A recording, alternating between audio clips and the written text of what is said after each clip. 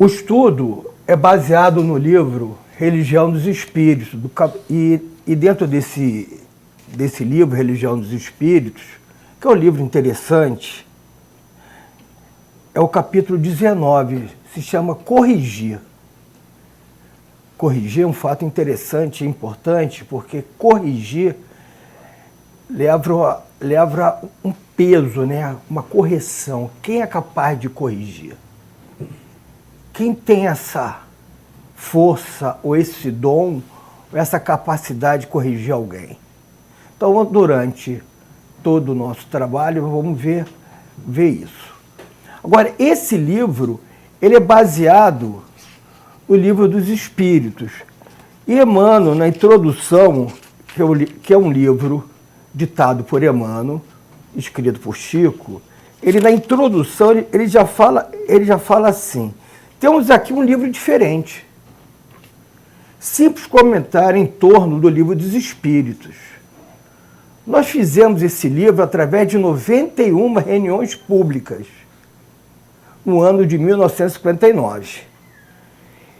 Aonde os encarnados escolheram os temas do Livro dos Espíritos e nós ajudamos a fazer os comentários. Então, são livros que foi para melhor compreensão do Livro dos Espíritos.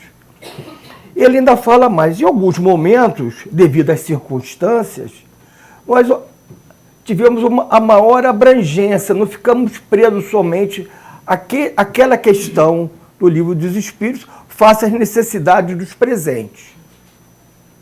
E assim ele faz a introdução desse livro, Religião dos Espíritos. No nosso caso, nós estamos trabalhando o item 19, que é corrigir. Para entrar no item 19, então vamos ver qual é a questão escolhida para esse item. Foi a questão 822, de março de 1959, que está fazendo 65 anos agora. A questão 822 está na Lei de Igualdade.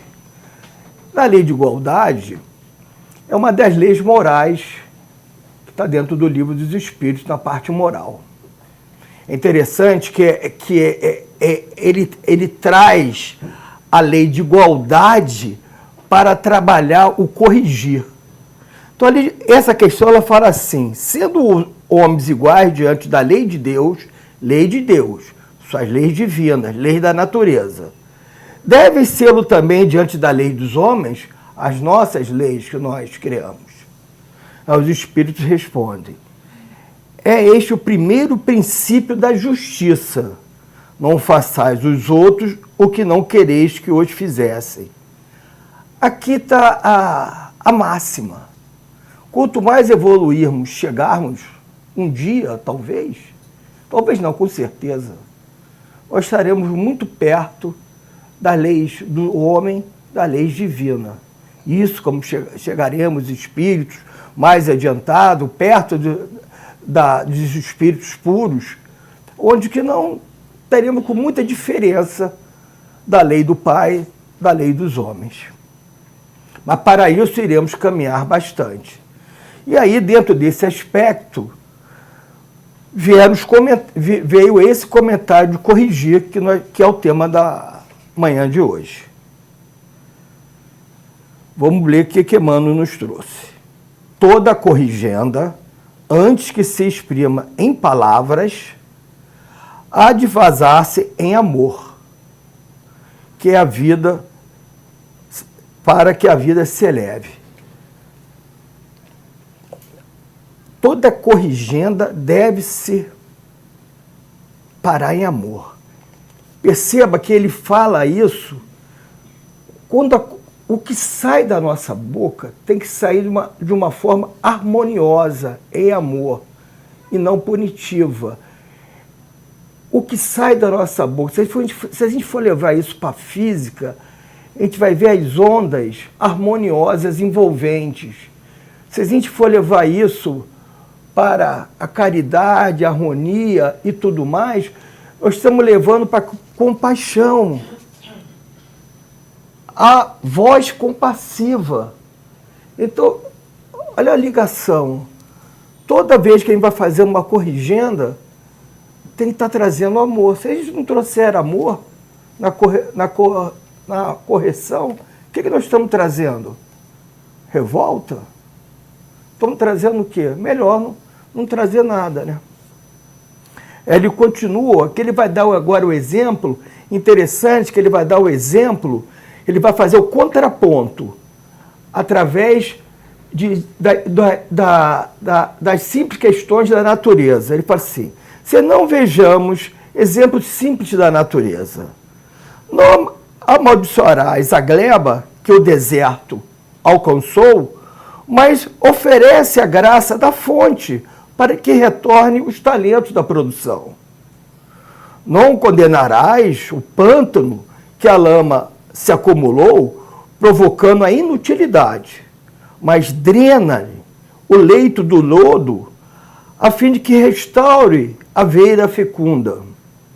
Não reprovarás simplesmente a veste que os detritos desfiguraram, mas mergulha na água pura, recompondo-lhe a forma para a bênção da serventia. Não martelarás indiscriminavelmente a máquina, cuja engrenagem se nega a funcionar. E sim, examina com atenção os implementos defeituosos, de modo a recuperá-la para seu justo exercício. Não derrubarás a plantação nascente que a praga invadiu, mas mobilizarás o carinho e cuidado para liberá-la do elemento destruidor, proporcionando-lhe recurso precioso e refazimento. Não aniquilarás certa província corpórea, porque se mostra enfermiça. Já está falando do corpo. Não vamos destruir nosso corpo. Mas fornece adequado remédio, normalizando-lhe os movimentos. Agora vem repreensão. Sem paciência e esperança, ainda mesmo que se fundamente em razões respeitáveis. É semelhante ao punhal brilhoso, brilhante, raro de beleza, mas carregado consigo de visitação da morte. Ele nesse momento, ele fala a repreensão sem a paciência e esperança. Lembra aquela passagem de Jesus que ele fala assim, se alguém te convidar para andar uma milha, anda duas. Paciência, tolerância. É o dom do ensino. A paciência, a tolerância. Estou do lado de uma grande professora. Ela sabe o que é isso. Ao longo de toda a vida dela. Até comigo. Corrigir é ensinar. E ensinar será repetir a lição, com bondade e entendimento, tantas vezes que fizerem necessárias. Ensinar, agora eu falando, é um dom. Ensinar precisa ter diversos atributos para essa questão do ensino. Porque saber, podemos saber. Passar e ensinar já é uma outra função. A informação podemos ter, mas passar essa informação com cuidado, passar essa informação com a visão do que o outro está percebendo nessa informação, passar essa informação, o que a pessoa que está do outro lado está absorvendo essa informação, já é um outro quesito. Isso ele alerta. Que é fácil passar a informação para uma classe, para todo mundo, ou para aquela pessoa que tá na dificuldade. Mas quanto ela absorveu daquela informação? Então, os olhos, nossos olhos, tem que ter compaixão para penetrar nos olhos da alma, entender a necessidade e passar a informação correta com a correção necessária. Eu não posso dar uma correção acima da capacidade que a pessoa pode absorver. Então, esse espaço tem que ser entendido. E aí que vem o dom do ensino, a percepção, a capacidade de entender o outro. Urge-te, pois a compaixão te desejas retificar e servir. A compaixão pelo próximo. Deseja retificar e servir. São essas palavras que mudam completamente o contexto da corrigenda, do corrigir. Cada um são criaturas diferentes, cada pessoa com suas necessidades. O que eu falo para uma, completamente diferente que a gente fala para outra. O que uma tem capacidade de absorver é muito diferente do que outra tem capacidade de absorver. Veja os filhos em casa. O que um filho absorve do nosso ensinamento, o outro filho já não entende isso. Já é completamente diferente. Então, para cada filho, às vezes, tem que ter um olhar, uma palavra diferente. Imagine para a humanidade. Então, tem que ver até onde nós podemos alcançar e assim ir tratando cada um com o olhar dulcificado. Que eu sempre falo, o olhar dulcificado. O que é olhar dulcificado? É perceber cada ser que está em nosso lado ou passando pela gente com aquele olhar da alma. É como a Silene falou, quando a pessoa perguntou para a tia Vera, ouve teu coração, perceba a necessidade dele. Não é sair com um bolo de nota de dinheiro e sair distribuindo. Ouve teu coração, olha nos olhos, dulcifica teu olhar. Não seja tão duro, mas vai chegar aquela vozinha, vai chegar, se conecta, anda conectado, anda plugado. O teu espírito protetor, teu anjo da guarda, que vai chegar a vozinha, vai chegar assim, esse precisa. Esse está necessitado. São essas atitudes de compaixão pelo próximo. Se está atento, chega. Se não está atento, os outros ficam invisíveis. Ou nós vamos ter atitude de egoísmo, a minha caridade vai até onde meu braço alcança. É até aqui, não passa daqui. Está onde meu seio familiar está, e olhe lá.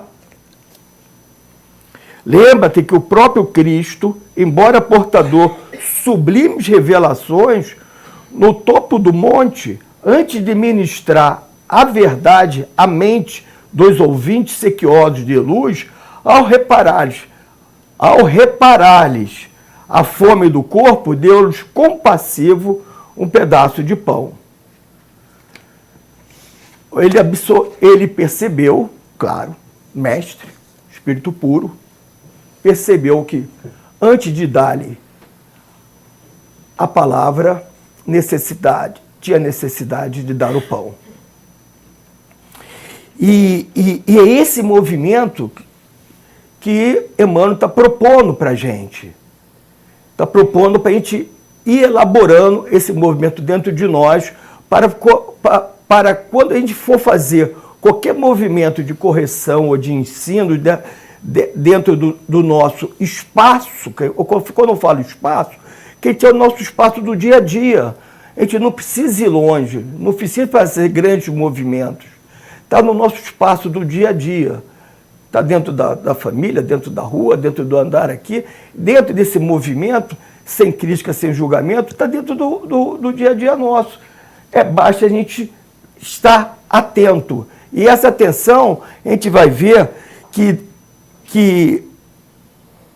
dentro do próprio Evangelho que nós temos, está descrito em detalhes. Prestemos atenção. A primeira frase, ele cita assim, a vibração da harmonia do olhar, né, que nós comentamos aqui sobre a primeira frase citada. Ele fala assim, Toda a corrigenda, antes que se exprima em palavras, há de vazar em amor, para que a vida se eleve. A gente lembra, vai lá lembrar no Evangelho de Mateus, quando ele comentava as discussões dos fariseus, que ele falava, o que Jesus falava? O que contamina o homem não é que entra na boca, mas o que sai da boca. Isto é, isto que contamina o homem. Aí a gente vai lá em Marcos, e está lá escrito no capítulo 7, os versículos de 20 a 23, ensinamentos sobre puro e impuro. Aí Jesus dizia, o que sai do homem, isso contamina o homem, porque do interior do coração dos homens saem os maus pensamentos, adultério, fornicações, os homicídios, os furtos, a avareza, as maldades, o engano, a dissolução, a inveja, a blasfêmia, a soberba, a loucura. Todos esses males procedem de dentro e contaminam o homem. Ora, por que Emmanuel começou dizendo isso? Eu peguei esses dois passagens do Evangelho de Mateus e Marcos. Toda a corrigenda, antes que se exprima em palavras, há de vazar em amor. Tudo que sai da nossa boca, ela primeiro se origina no sentimento, passa pelo pensamento e vai sair uma expressão de palavras. Se ela carregar qualquer pensamento ou sentimento negativo, primeiro estou me contaminando. Acabou. Eu me contaminei primeiro. É isso que o mestre, nessas duas passagens, ele fala. Uma para os fariseus, que ele não lavou as mãos antes de comer lá. Ele fala, o problema não é o que entra na boca, é o que sai da boca. Que os fariseus pregavam, mas não faziam o que pregavam. Então ele fala, olha, não adianta vocês ficarem falando, porque vocês falam, mas não fazem. E aí os seus pensamentos que vocês têm é que te contaminam.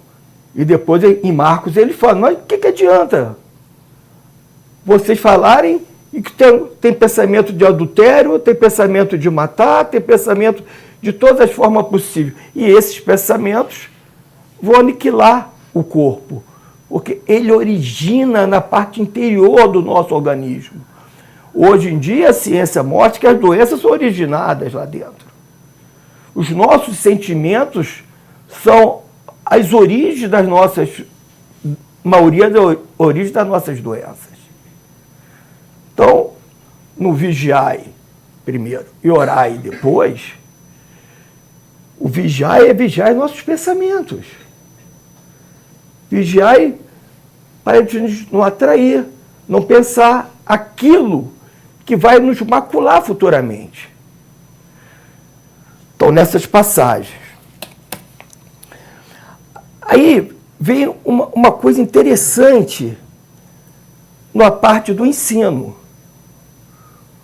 Tem uma passagem no Cristo Consolador, que é o capítulo 6, no item 5, que o Senhor Jesus fala assim, está aqui, ó.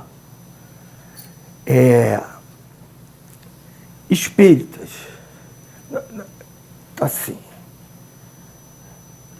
amai-vos, primeiro,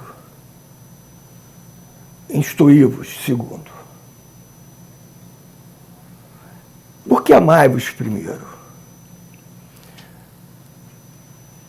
O grande domínio da sociedade vem do poder da informação. Se nós formos levar lá para trás, no cristianismo primitivo, a informação entre os cristãos era completamente livre. Posteriormente, o domínio da informação ficaram restritos a alguns grupos. E assim foram criados os que terceirizavam ao contato com Deus. Né? Tinha que passar pelo clero, tinha que passar por alguma estação. No cristianismo primitivo, não. Você chegava, era banda larga com Deus. Eu não precisava de intermediário. Posteriormente, a humanidade achou, né, que a maioria achou melhor ter essa forma de se comunicar. Precisou ter as igrejas, de alguma maneira, que ele, para chegar a Deus, tinha que chegar através das igrejas. Que eu acredito que tenha sido uma forma mais fácil, porque eu terceirizo o meu problema. Na hora que meu problema eu não consigo resolver, eu terceirizo e resolvo ele de alguma forma. Eu não sou mais responsável pela minha construção. Quem é responsável pela minha construção é uma outra pessoa. Mas quem tem o poder da informação também é uma outra pessoa. Então também não me preocupo mais. Eu vou lá, ouço o que ele tem que dizer, que ele tem que falar e com isso me satisfaz. E fica assim, numa roda viciosa.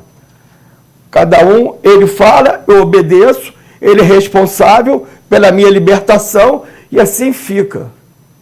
Com o advento do Espiritismo, o Cristo Consolador mudou completamente. Quanto mais eu sei, mais eu sou responsável. Instruí-vos, primeiro amai-vos.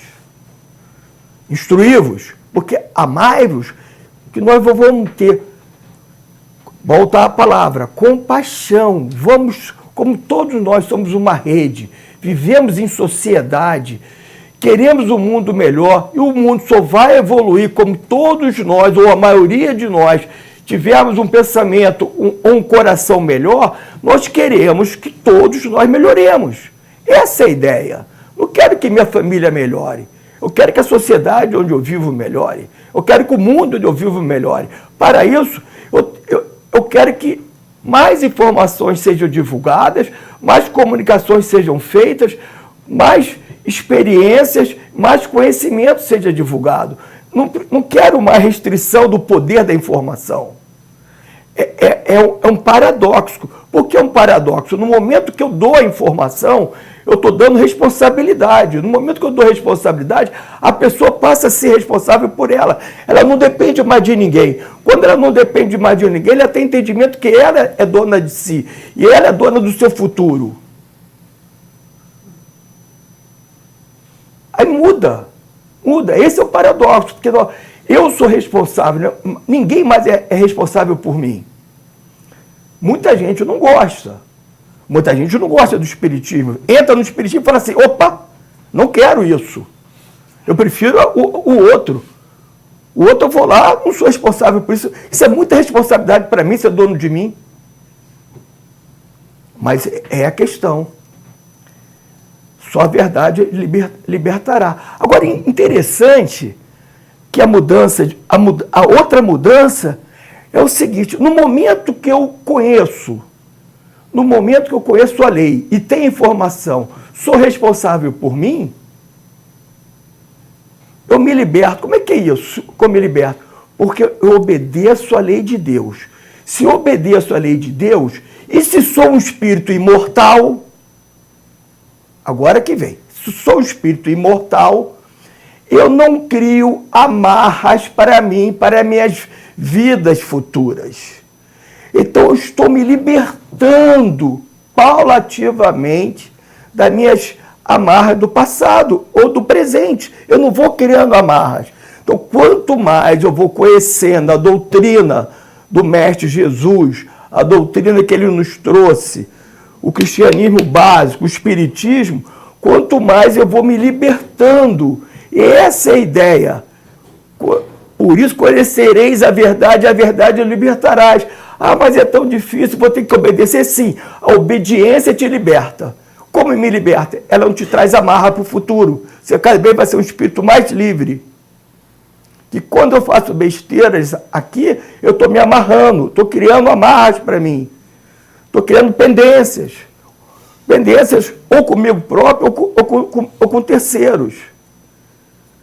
Então, essa é a ideia que nós fazemos do conhecimento. Passar conhecimento é muito importante, porque o conhecimento não é informação. O conhecimento é informação em ação. Passar o conhecimento é perceber que o outro entendeu e praticá-lo junto.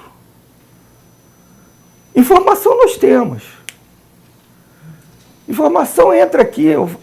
Posso ser eu, pode ser Silene, pode ser qualquer outra pessoa, falar 2, 3 horas. Isso é informação. Agora, o conhecimento é pegar essa informação, meditar, analisar e perceber, é isso.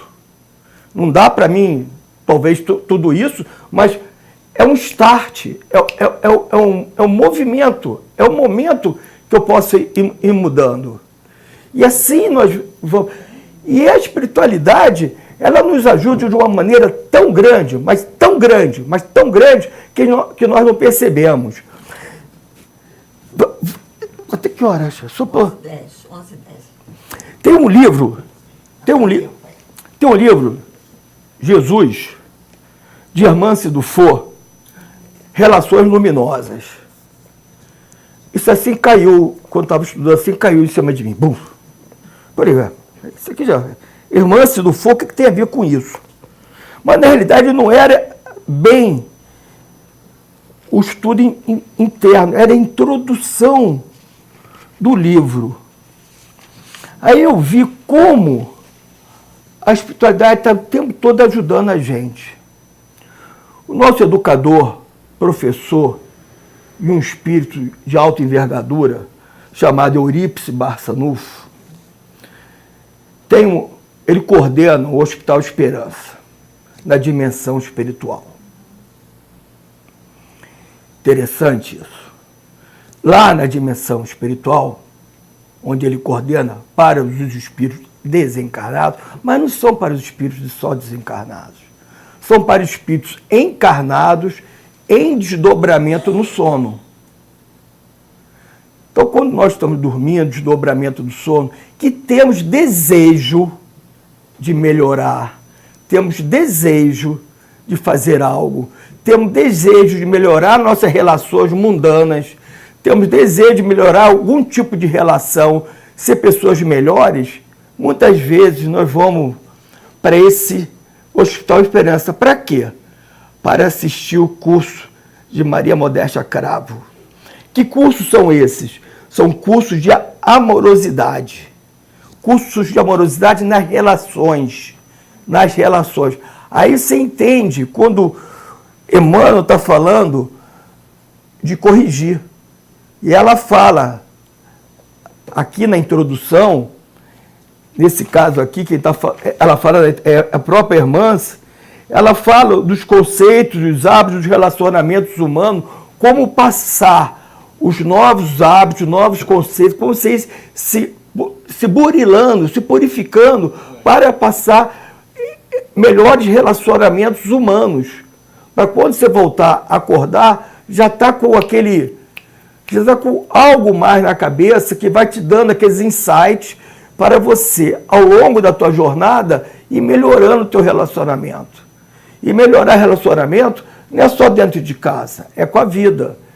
E melhorar relacionamento com a vida é fazer essas pequenas corrigendas em algum momento, por onde você atravessa, por onde você convive, com amor. Eu falei, olha, tem tudo a ver com o Emmanuel estava falando para a gente. Aí ela fala assim, os dramas da consciência, a ausência desse alto amor. Ela começa a dizer assim, quando a primeira frase lá em cima, Emmanuel fala, fazer com amor, ela fala assim, para fazer com amor, você precisa do alto amor. Você não consegue passar o amor para o outro se você não tem um alto amor. Aí a gente começa a ver que esse processo é grande. Para ter o alto amor, eu preciso me conhecer. Aí você vai buscando esse trabalho. Esse trabalho é de formiguinha. Eu vou me conhecendo, vou trabalhando comigo, aí vou vendo o meu lado sombra, meus lados que eu não gosto de mim, eu vou puxando aquele baú de roupa suja, e é muito grande, eu vou pegar as roupinhas que eu consigo pegar, não vou pegar aquelas toalhas sujas lá embaixo que é pesada, Vou pegar as roupinhas que eu consigo pegar. Bom, essa aqui já dá para pegar, vou começar a trabalhar ela sem culpa, entendendo que quando eu sujei aquelas roupas, eu não tinha consciência da lei, agora eu estou tendo, então não trabalhar com culpa, trabalhar com alto amor, isso aqui já dá para fazer, e vai se limpando, vai se conhecendo, e vai se perdoando, alto amor. Com isso, já dá para ir trabalhando no mundo. Quando você passar algo, você já passa com amorosidade. Se não for assim, você vai passar algo meio oco, meio vazio. Aquele, entre aspas, amor que você está passando é vazio. Não é um amor mais carregado. Claro, não é o amor que o Cristo fala. O amor que o Cristo fala, nós nem conhecemos. Aquele amor que fez os primeiros cristãos serem devorados pelos coisas, entrarem cantando nos coliseus, nos circos. Aquele amor verdadeiro, que tinha confiança na fé do Cristo, ainda não é esse, mas já é um tipo diferente. É o caminho. É o caminho. Então, quer dizer, tudo tem um início, um start, mas com base. Isso que a irmã se fala, com base. Temos que ter essa base para poder continuar e ir levando. E ela segue falando nessas relações amorosas que são assim, o ser misericordioso na relação humana, sem dúvida, é um dos mais poderosos segredos da arte de amar. Então, o que ela preserva no ensinamento? Misericórdia e humildade. Qual é o contraponto no ensino que nós vemos, às vezes em universidades, em colégios? Orgulho e egoísmo. Lembrando, falando sobre ensino, a gente lembra muito Leon Denis. Quando veio o materialismo forte, logo depois de Kardec, combatendo o espiritismo, e os grandes filósofos do Alto Reno, lá da Alemanha, desceram, vieram combatendo o materialismo em todas as formas. E as grandes faculdades, os grandes mestres de faculdades, impondo, mas tinham um grande número de suicídios. Aí Leon Denis estava lá está isso no livro Problema do Ser e do Destino. Estava analisando, porque eles não tinham respostas. Então eles eram grandes acadêmicos. Morria um filho. Não tem resposta. Então, a prepotência de ser grande acadêmico, aí veio o orgulho, a vaidade, de estar em cima daquelas tribunas altíssimas, com aqueles quadros altíssimos, morreu um filho. O que é isso? Sem resposta.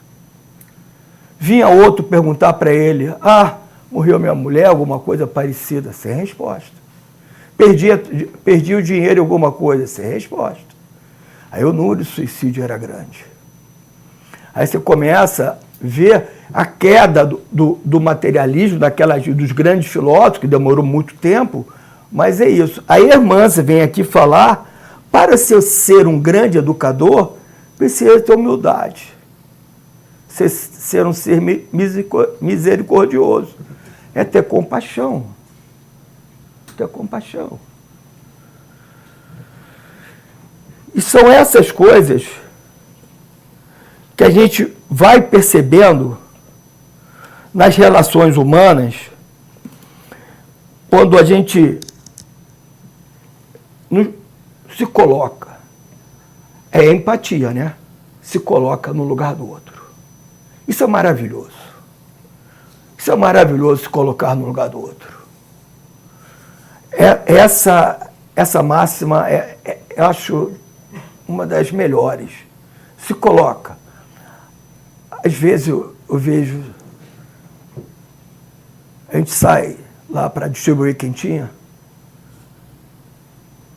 eu vejo pessoas falando assim, vocês são loucos? Se coloca, vai dormir lá na rua, naquele frio. Se coloca no lugar dos outros. Só se pensar isso. Ah, mas eles querem, podiam estar trabalhando. Tá, pode ser tudo. Não quero julgar. Se coloca no lugar. Só isso, se coloca no lugar. Ah, essa reportagem que em Curitiba oferece não sei o que trabalho, mas eles preferem. Não importa. Se coloca no lugar. São situações, assim, muito difíceis. Para terminar, né? 11h10?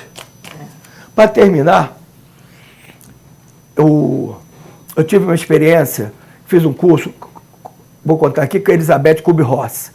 Elisabeth Kubler-Ross foi uma suíça, psiquiatra, escritora, que ela trabalhou com pacientes terminais e cuidados paliativos.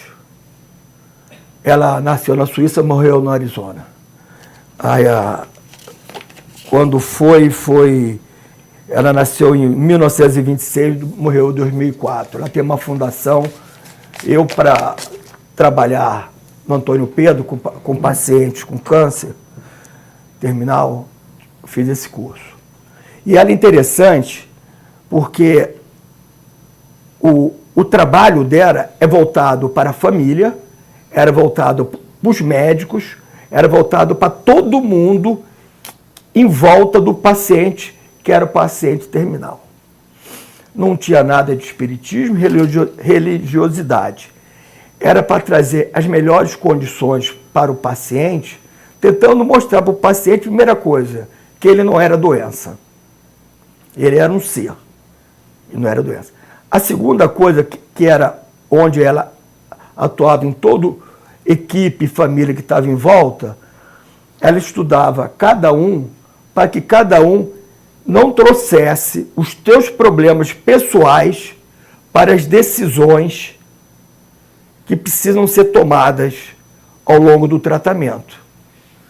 Então tem uma família que vai tomar uma decisão interna, não interna, faz isso, faz aquilo, dá aquele remédio, não dá aquele remédio, faz aquele procedimento, aquele outro procedimento. Ela estudava cada um para que ele tomasse uma decisão isenta dos seus problemas pessoais, de família e tudo mais. Então, esse foi o trabalho, até com os médicos, esse era o trabalho dela. Então, são relações humanas. Ela trabalhou relações humanas para melhor qualidade de vida daqueles que estão partindo. Então, em todo momento, nós temos a capacidade de aprender, temos a capacidade de corrigir, de nos conhecer e corrigir alguns rumos em qualquer momento da nossa vida. E é isso que é bacana. Somos seres humanos. E seres humanos que se adaptam, se constrói em qualquer momento, desde o início até os últimos minutos ou segundos de nossa existência. Isso é uma coisa maravilhosa. É uma dádiva de Deus. Espero que eu tenha entendido. Bom dia a todos. Obrigada, Luiz. Obrigada, Luiz.